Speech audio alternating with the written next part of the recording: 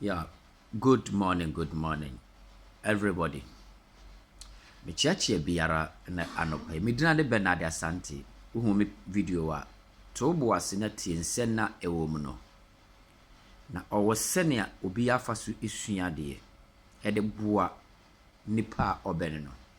Ma atena se asua de bi akwachiri na mahunu enne aware. Enne wiase a yewe aware eye problems ne ade biara ewo asase so. Amanfo te sika kese eware. Amanfo enyamre etwene berima twene ba enkonkosi ba biara. Na metena ase hunu se ye nananom penso ye maame nem penso no na omo aware etindi omo kwachiri ema wuo ne tete omo ntem ba adentin ma ne nemafo yi sofo minister o omo aware entime enkoduru ba biara. Metre ade wei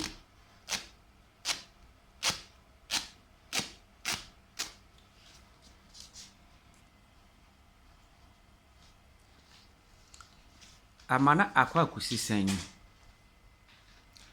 hwe kane ye nananom no na omo ware a na ye fra bibi asiwa na abrochire ni ho na koko oni mfuo na omo ye adana ye nananom sisi ni datam no otindi wayi asi fitwahia enne yetimba tena abrochire edit 30 years na yensi self contain ba ku nwie yet yanso ye de sikara ma ye yerenom ye nuanom se omunsida no ba omuntiminsi die bentia montie secret bi wa video no meye ne part 2 mekyerɛkyerɛ abrabom ama wahunu wabrabo enne ye ware biase opese oware ne tipene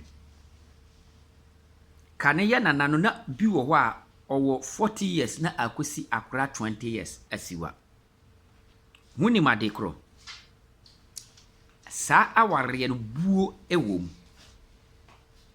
suro ewom enti